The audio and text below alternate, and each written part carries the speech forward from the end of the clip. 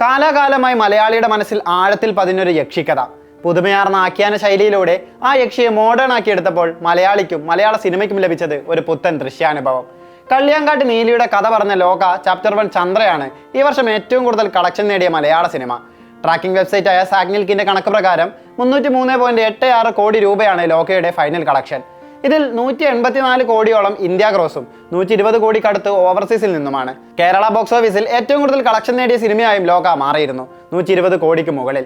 ഈ വർഷം പിറന്ന ബോക്സ് ഓഫീസ് റെക്കോർഡുകളെല്ലാം കാറ്റിൽ പറത്തിയുള്ള ചന്ദ്രയുടെ കുതിപ്പ് രാജ്യത്തിന്റെ നെറുകയിൽ കൂടിയാണ് മലയാള സിനിമയെ കൊണ്ടുചെന്നെത്തിച്ചത്. കളക്ഷൻ കണക്കുകളിൽ ഈ വർഷത്തെ ടോപ്പ് 10 ഇന്ത്യൻ മൂവീസിന്റെ ലിസ്റ്റിലും ലോകയുണ്ട്. രണ്ടാം സ്ഥാനത്ത് മലയാളത്തിന്റെ മോഹൻലാലിന്റെ എമ്പുരാനാണ്. 266.81 കോടി രൂപയാണ് എമ്പുരാന്റെ ആഗോള കളക്ഷൻ. ഒടിയന് ശേഷം അത്രമേൽ ഹൈപ്പിലെത്തിയ മലയാള സിനിമയാണ് എമ്പുരാൻ. ആ ഹൈപ്പ് പ്രീസെയിൽ മുതലേ പ്രകടമായിരുന്നു. ആദ്യ ദിനം തന്നെ 50 കോടി നേടിയ ആദ്യ മലയാള ചിത്രം. കേരള ബോക്സ് ഓഫീസിലെ ബിഗ്ഗസ്റ്റ് ഓപ്പണിംഗ്. 2 ദിവസത്തിനുള്ളിൽ 100 കോടി, വീക്കെൻഡിൽ 175 കോടിക്ക് മുകളിൽ, 5-ാം നാൾ 200 കോടി. തീർന്നുപോയെന്ന് വിമർശകർ വിധി എഴുതിയ മോഹൻലാലിന്റെ ഉയർത്തെഴുന്നേൽപ്പിനായിരുന്നു പിന്നീട് അങ്ങോട്ട് കേരളം സാക്ഷ്യം വഹിച്ചത്. എമ്പുരാന് പിന്നാലെ എത്തിയ തുടരുമിലൂടെ വീണ്ടും 200 കോടി. എൽ ഫാക്ടർ അല്ല, ഹൈപ്പും വിവാദവുമെല്ലാം കാരണമാണ് എമ്പുരാൻ കോടികൾ നേടിയതെന്ന് പറഞ്ഞവരുടെ വായടപ്പിച്ച കളക്ഷൻ.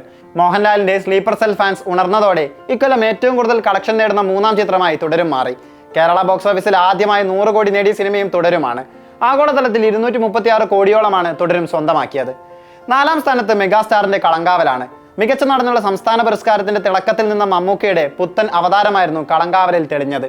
തന്നിലെ നടനെ നിരന്തരം നവീകരിച്ച് എന്നും പുതുമ നൽകുന്ന മമ്മൂട്ടിയുടെ സ്റ്റാൻലി മലയാളിയെ ഞെട്ടിച്ചു.